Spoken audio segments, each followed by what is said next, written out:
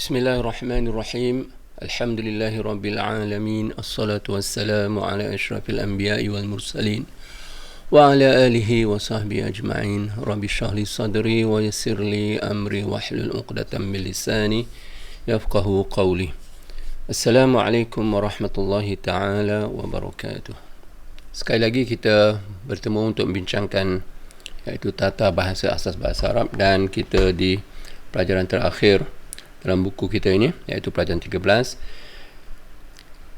dan kita telah buat ayat yang nombor 2 iaitu sebagai latihan amali praktikal untuk membaca teks yang tidak berbaris dan mengaplikasikan dua ilmu yang telah kita bincangkan, iaitu ilmu membentuk perkataan dengan wazan dan ilmu membentuk ayat dengan baris akhir tiap-tiap perkataan. Itu yang kita nak buat secara praktikal. Kalau banyak kita didedahkan dengan perbincangan ni, akan lebih banyaklah pengalaman kita untuk membaca teks-teks seterusnya yang tidak berbaris dengan menggunakan pengalaman-pengalaman yang telah kita dapati untuk membaca sesuatu teks tu. Jadi sekarang ni kita pun telah buat pada minggu lepas, sesi lepas nombor 2 ni, tapi rasanya perbincangan kita tidak begitu tidak habis sepenuhnya, jadi kita ulang sikit lah, dan boleh rujuklah kepada video yang sebelum ini Baik, nombor 2 ni kita ulang sekali lalu, iaitu kalau kita pun dah bincangkan tiap-tiap perkataan, maknanya hanya ada 2 je lah. Kita nak baca dengan tanpa baris akhir, dan kita baca teks ni dengan baris akhir. Jadi ada perbincangan baris akhir lah nanti ya. Dari segi makna perkataan, kita tahu at-talibah maknanya pelajar perempuan itu, tashtarik dia mengambil bahagian ataupun dia menyertai. Tashtarik, dan kita pun telah bincang wazan ya. Tashtarik itu tafta'il. Tafta'il tashtarik, iaitu wazan yang ke-8. Kalau kita lihat carta kita ni, wazan yang ke-8 yang ke-8 di sinilah yafta'il. Tashtarik yafta'il tu, ya tu boleh digantikan dengan ta. Ya tu untuk menunjukkan lelaki, kalau perempuan digunakan ta. Kalau saya digunakan hamzah, a, dan seterusnya lah, sebagaimana yang telah kita bincangkan sebelum ni. Jadi ayat ni tashtarik tu bermakna mengambil bahagian dalam musabaqah, iaitu pertandingan tilawah, pembacaan Al-Quran fi dalam asyahr, iaitu bulan Al-Qadim yang mendatang, yang akan datang lah. Dan bahasa kita katalah bulan depan. Dia dah tahu makna tiap perkataan, hanya kita boleh baca tanpa baris akhir. Kita buang je baris akhir ni. At-talibah tashtarik fi musabaqah tilawah Al-Quran fi asyahr Al-Qadim. Dia membaca tanpa baris akhir ni boleh dibenarkan. Jadi memang digalakkan lah peringkat awal ni, supaya kita dapat menguasai perbenaran kata itu dengan mantap. Kita boleh sebut pelajar perempuan apa dia? At-talibah. Jadi kita boleh sebut dengan mantap. Kalau kita diganggu oleh at-talibatu ataupun at-talibata, jadi itu mendapat satu gangguan yang membuat kita tidak yakin apa yang kita hafal tu. Macam dalam kalau pen, bahasa Arab, sebatang pen kita sebut qalam, sepatutnya qalam. Kalau sebut qalamun, itu ada masalah nanti. Kadang-kadang tak wujud bunyi begitu. Bunyi qalamun tu tak wujud dalam pertuturan ataupun dalam pembacaan.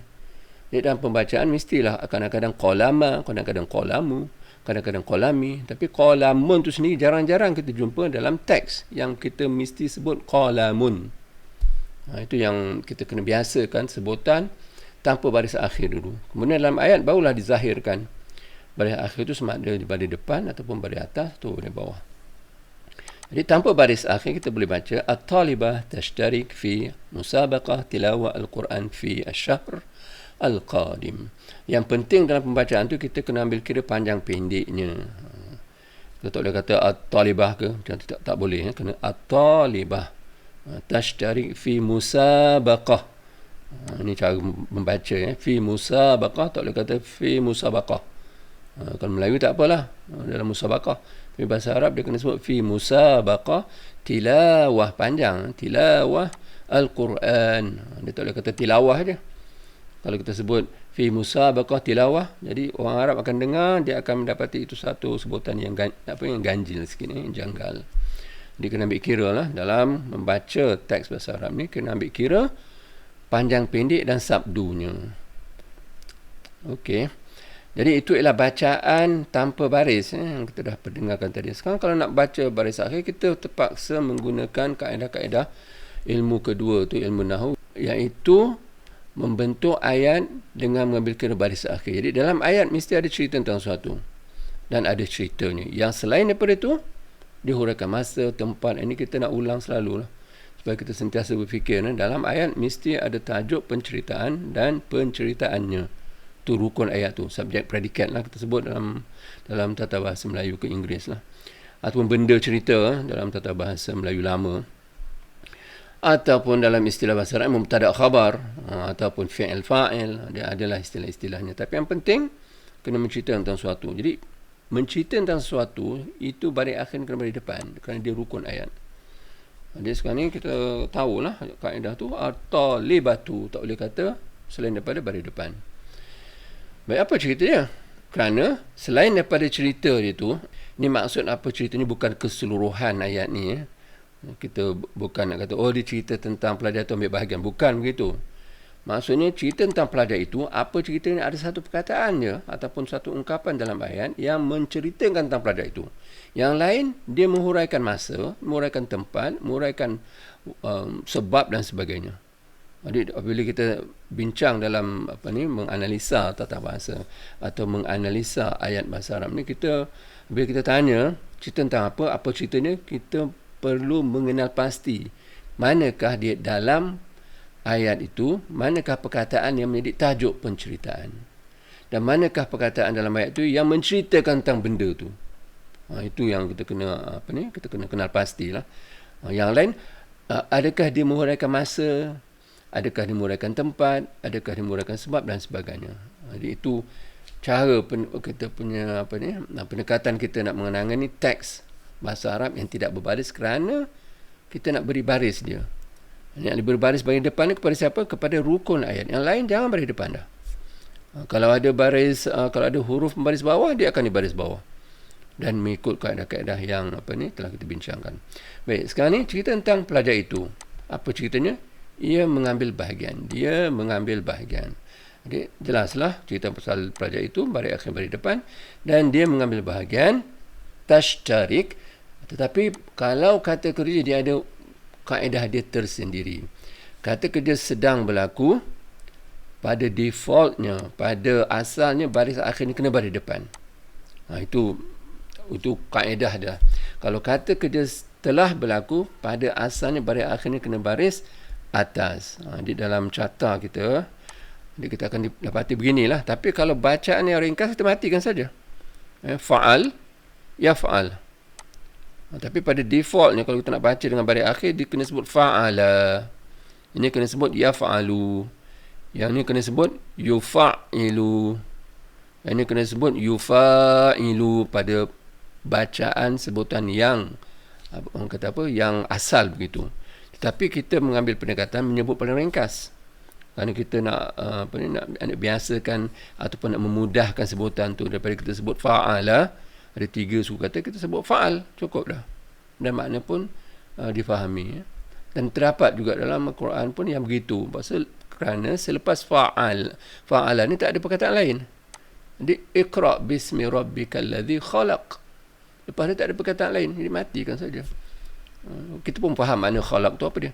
Tapi ayat seterusnya, khalaqal insana, baru kita nampak dia dihubungkan dengan ayat selepasnya. Dia kena sebut khalaqa, barulah sebut al-insana dan sebagainya lah. Ini sebagai garis pandu umumnya. Baik, kita lihat sini. Jadi di sini at-talibah tashtariku, dengan menyebut baris akhirnya. Kemudian fi kita hafal saja, musabaqati baris bawah. Kenapa di baris bawah? Kerana dia ditulis selepas fi. Fi ini menyebabkan perkataan selepasnya baris akhir dibariskan dengan baris bawah. Jadi fi musabaqati. Baik. Persoalan juga timbul, kenapa dia tak baris dua?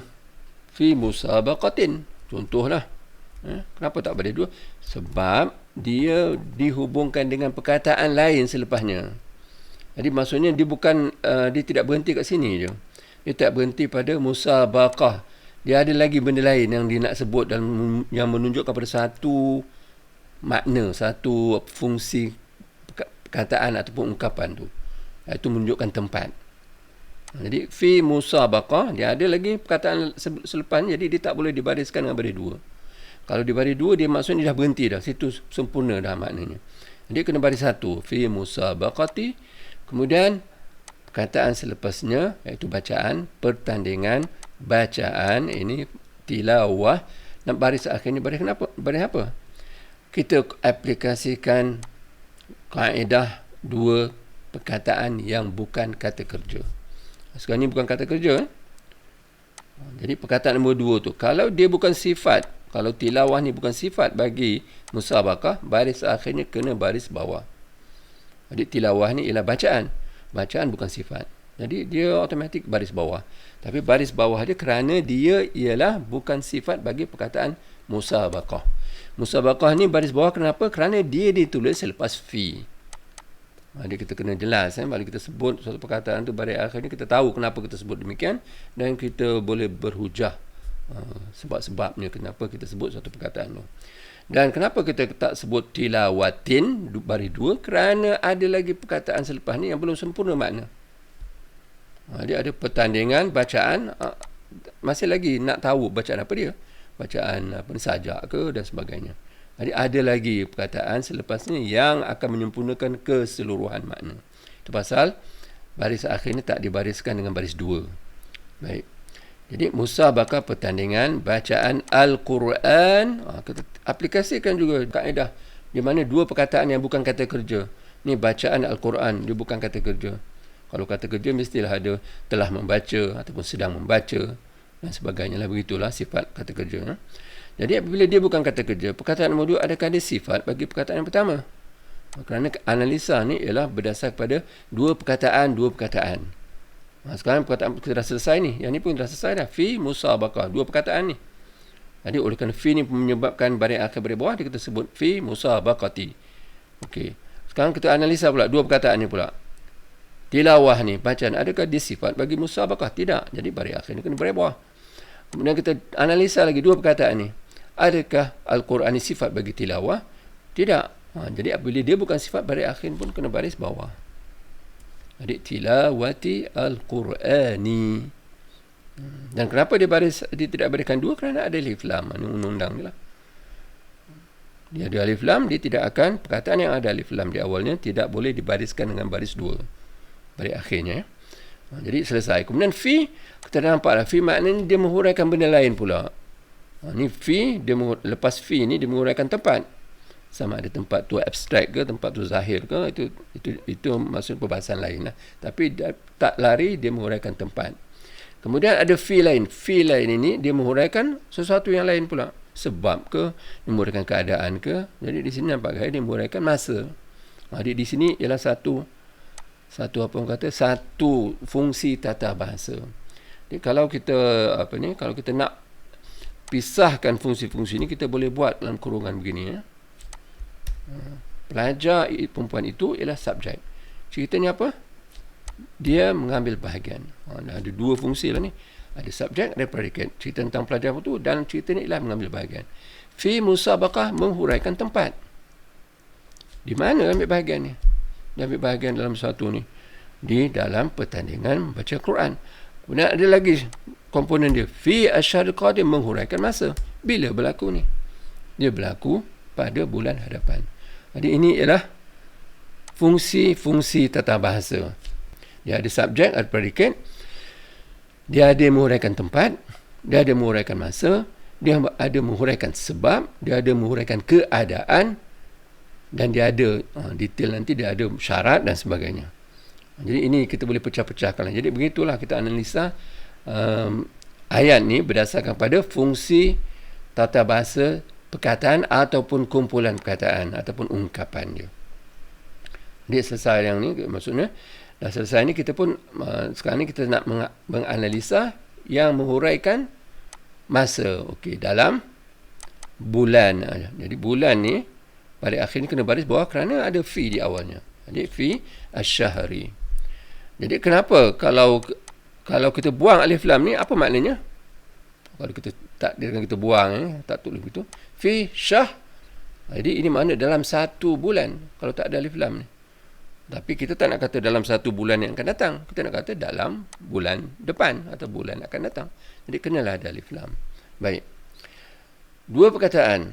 Analisa lagi. Adakah perkataan nombor 2 ni sifat bagi perkataan yang pertama? Ya, dia sifat. Kerana apa dalil dia sifat? Kita boleh letak yang di tengah-tengah ni. Itu dalam kaedah yang kita telah bincangkan. Kita boleh kata bulan yang apa? Yang akan datang. Walaupun tak zahir lah penulisan tu, tapi dalam kepala kita, dalam pemikiran kita boleh letak tu. Dalam bulan yang mendatang, kan boleh tu. Maksudnya maknanya okey. Jadi apabila kita boleh letak yang di antara kedua-dua perkataan ni, dia menunjukkan perkataan yang kedua tu sifat bagi perkataan yang pertama. Ya, yang di sinilah kita letaklah dalam apa ni? Kita greykan dia. Maksudnya fi asy-syahr al-qadim. Jadi oleh kerana fi asy-syahri, sifat dia mengikut apa yang disifatkan dari semua aspek. Asy-syahr ada alif lam, dia pun kena ada alif lam. Jadi dalam bulan yang akan datang, fi asy-syahri kena ada al dulu. Kemudian baris akhir mim ni kenapa nak buat macam mana? Baris bawah juga kerana dia mengikut apa yang disifatkan. Kalau dia takdirkan baris akhir syahru, dia kata syahru, ini automatik dia tak fikir dah, dia akan jadi al-qadimu. Begitu. Maksudnya sifat bagi satu perkataan sebelumnya, dia mengikut macam mana bentuk dia. Kalau dia lelaki, dia lelaki lah. Kalau dia perempuan, dia perempuan lah. Kalau dia lelaki, kalau dia perempuan, contoh fi as-sanah. As-sanah maknanya apa? Tahun. Jadi ini ada ta marbutah ni. Ada ta marbutah dimunculkan dia perempuan. Jadi fi as-sanati, pada bawah, al-qadimi tak boleh. Kerana al-qadim ni tak ada ta marbutah. Dia kena tambah ta marbutah sini. Dan letak al-qadimati. Jadi itu ialah apa ni, kaedah-kaedah yang kita lalui melalui analisa pembacaan ni. Kita akan tambahkan ilmu tu dan kita cubalah mengingatkan kaedah-kaedah tu.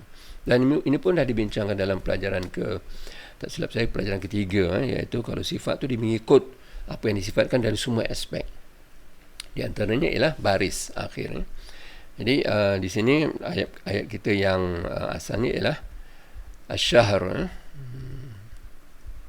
Okey, asy-syahr. Jadi di sini fi asy-syahri al-qadimi. Jadi perbahasan dia kenapa baris akhirnya baris bawah tu dah kita bentangkan tadi. Baik, jadi dalam pembacaan dengan baris akhir ni kita boleh sebutlah. Saya padamkan dulu sini. At-talibatu tashtariku fi musabaqati tilawati al-Qur'ani fi asy-syahri al-qadimi. Itu cara membaca dengan baris akhir, yang mana bila kita baca dengan satu baris akhir tu, kita tahu kenapa kita sebut begitu. Ini yang penting, ya. Kerana teks asalnya tidak mempunyai baris. Dia bila kita nak baca, saya padamkan semua baris-baris ni. Bila kita nak baca, kita kena, sebelum kita mahir betul-betul nak menyebut ni, kita kena tahu kaedah-kaedah dan kita aplikasikan. At-talibatu tashtariku fi musabaqati tilawatil Qur'ani fi syahril qadimi. Barulah orang yang mendengar tu nampak, ataupun dia akan tahu bahawa kita menguasai tata bahasa Arab ni dari aspek dua tadi tu, iaitu membentuk perkataan dengan wazannya, dengan sebutan yang betul, dan juga menyebut baris akhir tiap-tiap perkataan tu apabila dia dibentuk dalam satu ayat. Jadi itulah saya cuba menerangkan dengan perlahan ni, maksudnya dengan sedetail yang boleh, dan kalau perlu diulang, saya harap boleh ulang lah, melihat di YouTube supaya memantapkan lagi. Baik, jadi itu kita dah selesai. Kita sambung sedikit. Maksudnya perbincangan ni telah kita bincangkan pada sesi lepas, tapi kita sambung sikit lah untuk mendetailkannya. Dan kita jumpa perkataan lain nanti. Kita akan begitulah sifatnya. Kita akan cuba memahaminya dengan sedetail yang boleh, dengan mengaplikasikan dua ilmu tu, iaitu membentuk perkataan dengan wazan dan memberi baris akhir satu perkataan apabila dia ditulis di dalam ayat. Baik. Jadi kita teruskan insya-Allah.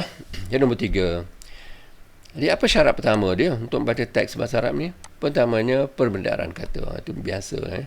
Jadi kalau kita dah tahu makna perbendaharaan kata tiap-tiap ayat ni, lebih mudah lah.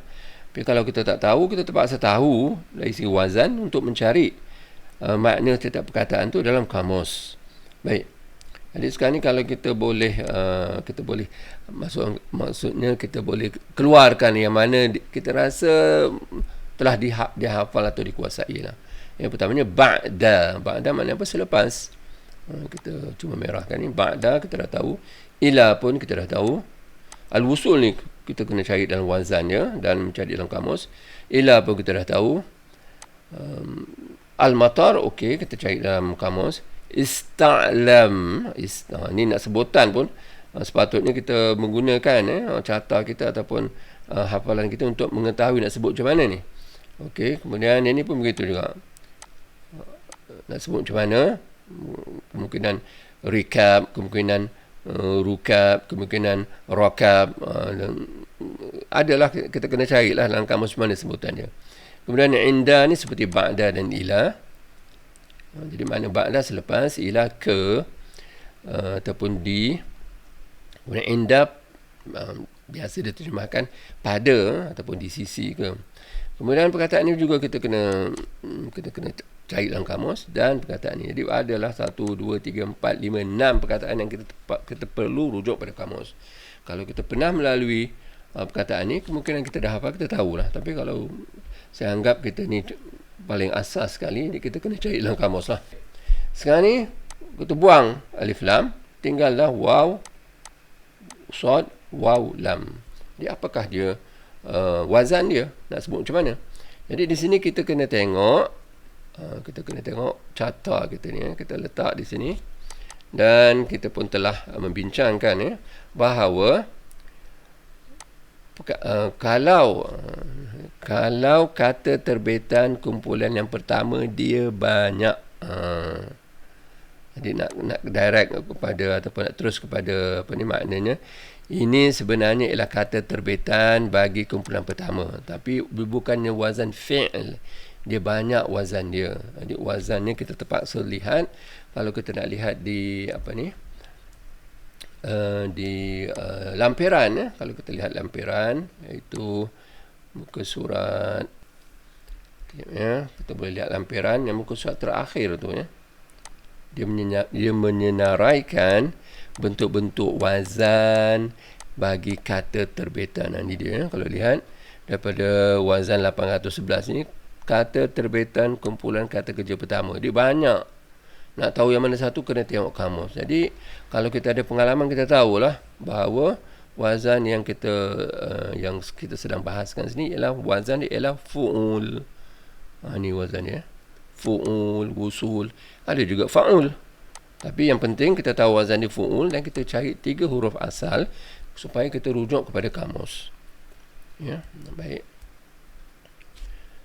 Jadi kita tengok 3 huruf asal bagi wazan tu untuk dirujuk pada kamus. Jadi di sini fu'ul iaitu wusul. Jadi kita boleh ubah sinilah kalau nak melihat apakah 3 huruf asal tu. Fu'ul.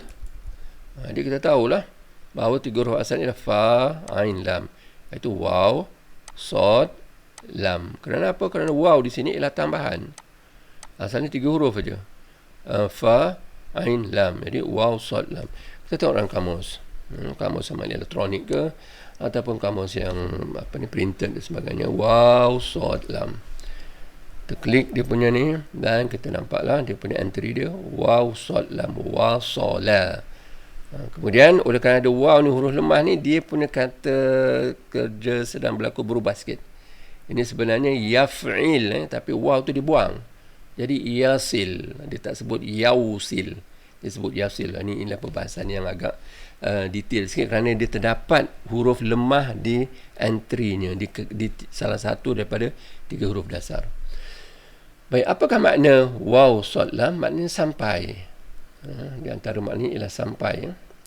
Jadi kita boleh ada makna lain juga, tapi kalau kita scroll kamus ni, dia ditunjukkan beginilah, wusul. Waw, sad, lam, wusul maknanya apa? To arrive, untuk sampai kepada sesuatu lah, dan seterusnya. Jadi kita tahulah maknanya Bukan telah sampai kerana dia kata terbitan. Bukan sedang sampai, bukan orang yang sampai, bukan benda yang sampai, tetapi kita nak kata, kalau kita guna sampai, kita nak kata kesampaian pun agak ni sikit.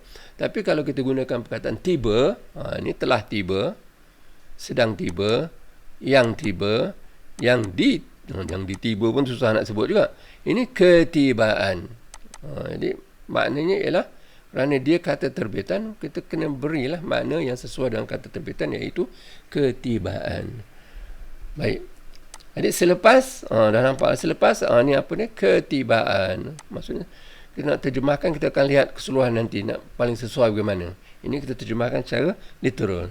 Selepas ketibaan, ila tu maknanya ke, kemudian perkataan ni al-matar, sebutan dia al-matar, tapi kita kena bahaskan wazan dia bagaimana.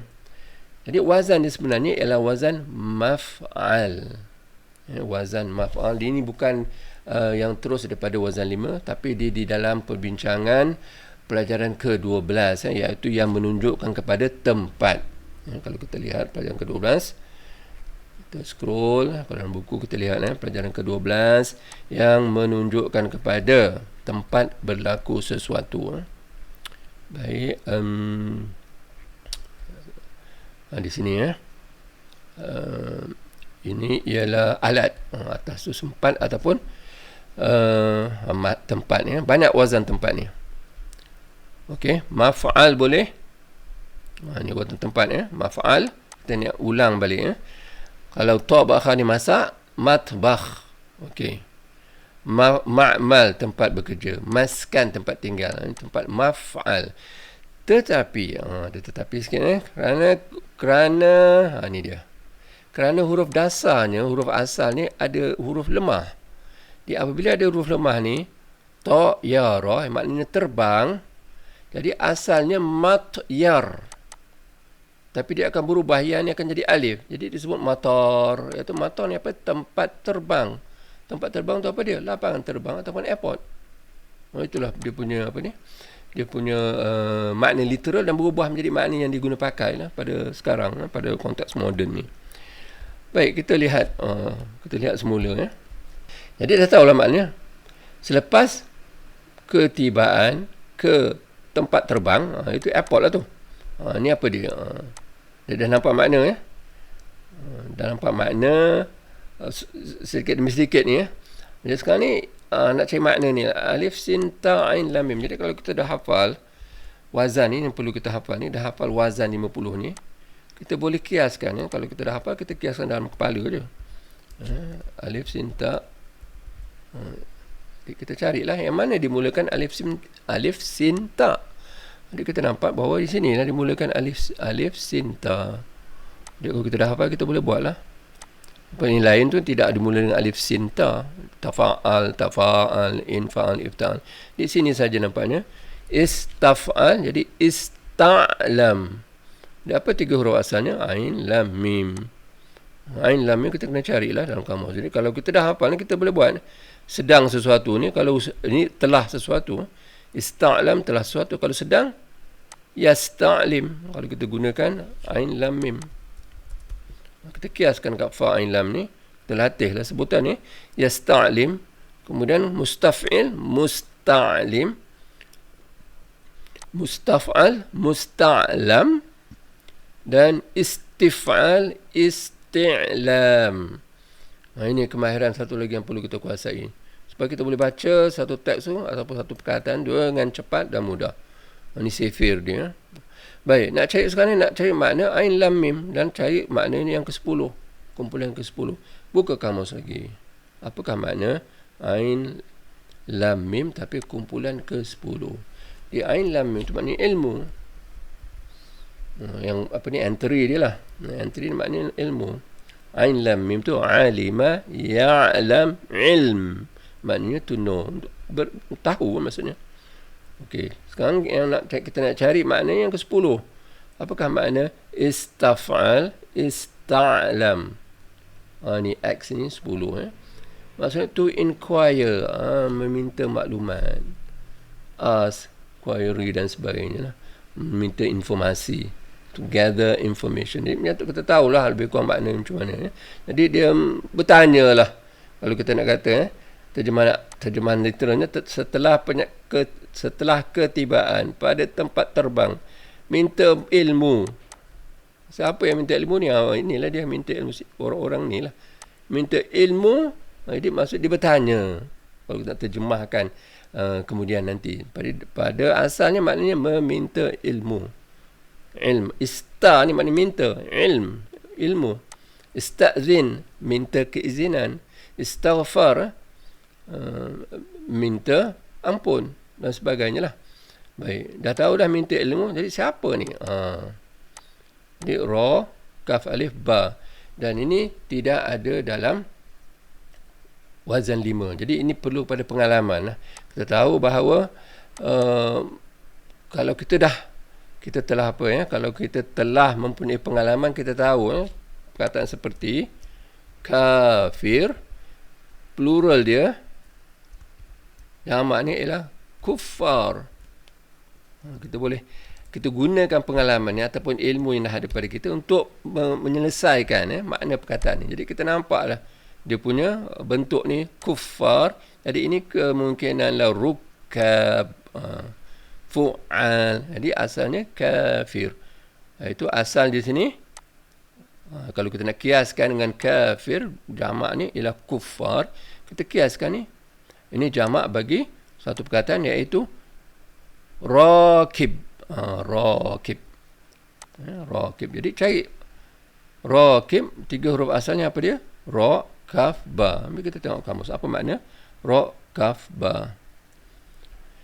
Jadi itulah langkah demi langkah kita perlu melatih cara nak menyelesaikan masalah membaca teks tanpa baris ni. Jadi ra, kaf, ba, apa maknanya? Rakiba, yarkab maknanya apa? To ride, menunggang, travel. Jadi kita boleh tahulah ni maknanya ialah penumpang ke dan sebagainya lah. Dia boleh kata penumpang lah, dan digunakan dalam bentuk jamak iaitu penumpang-penumpang. Kita boleh lihat di sini adakah makna yang menunjuk kepada penumpang-penumpang, markab. Jadi kalau tak ada tu menunjukkan bahawa dianggap kita telah tahu lah. Kerana ni wazan 5 yang asas. Rakiba, yarkab, rakib, markub. Jadi di antara kata jamak ialah rukab. Okay, sini nampak gaya dia tidak sebut. Tapi tak apa, kita dah tahu dah. Penumpang-penumpang. Jadi meminta ilmu, penumpang-penumpang. Dia maksudnya penumpang-penumpang tu meminta ilmu, meminta informasi. Indah pada. Okey.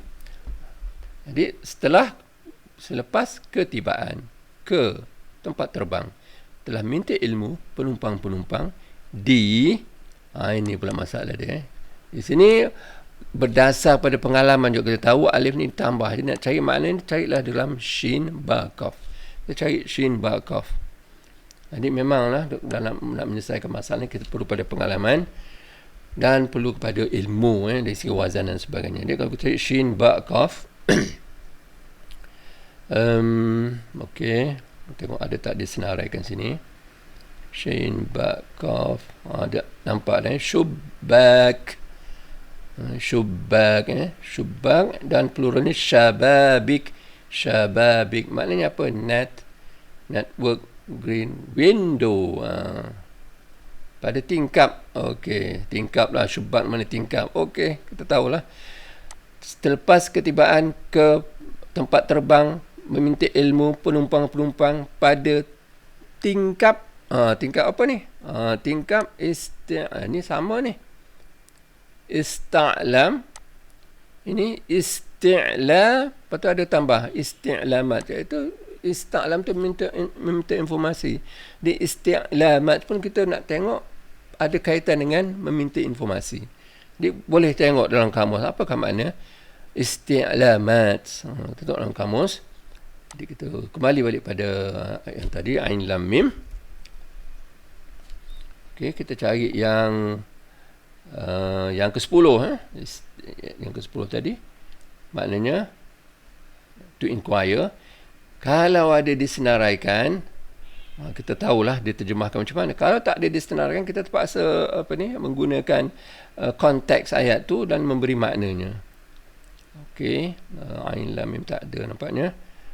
Kalau ada kita terus boleh gunakan makna yang diberikan. Ini isti'lam. Isti'lam iaitu inquiry, information. Maktab al-isti'lamat dipanggil apa? Information office. Ini punya maktab. Okey, information desk boleh. Dia nak tahulah. Ini tingkap informasi. Boleh kata apa? Boleh kata pada tingkap informasi, maksudnya pada orang kata apa? Pada meja informasi ke apa saja yang sesuai lah. Jadi kita dah tahu makna ni isti'lamat tu iaitu informasi dia. Jadi kesimpulannya ataupun setelah kita tahu tiap-tiap makna tiap-tiap perkataan dan setelah kita terjemahkan literal, selepas ketibaan ke tempat terbang minta ilmu penumpang-penumpang di tingkap informasi. Dia dah nampak dah tu, kita jadikan bahasa Melayu lah. Macam mana agaknya? Dah tahu makna tu. Kerana literal, makna literal bahasa Arab lain sikit bahasa Melayu, kita boleh mengikut kemampuan kita dalam bahasa Melayu tu, kita terjemahkan dia. Selepas tiba di airport, penumpang-penumpang pergi ke kaunter informasi untuk mencari maklumat dan sebagainya lah. Begitulah kita boleh kata. Baik, itu ialah makna tiap-tiap perkataan ataupun makna perkataan secara literal. Dan bergantung pada kita lah nak terjemahkan bagaimana sesuai dengan kemampuan kita dalam berbahasa. Jadi tinggal satu lagi aspek. Jadi aspek pertamanya kita tahu makna tiap perkataan dan kita boleh baca bacaan yang tanpa baris akhir. Kita boleh baca ba'da al-wusul ila al-matar ista'lam ar-rukkab 'inda shubbak al-isti'lamat. Ini adalah bacaan yang pertama tanpa baris akhir. Jadi nak membaca dengan baris akhir, terpaksalah kita aplikasikan kaedah-kaedah ilmu nahwu tu. Subjek, predicate baris depan. Selain daripada dia tunjukkan tempat, masa, dia akan baris atas. Kalau lepas huruf tertentu, huruf jar yang pembaris bawah, dia akan di baris bawah. Jadi itulah saya rasa kita tak sempat untuk bincang tu. Jadi insya-Allah kita akan sambung perbincangan baris akhir ni. Kenapa?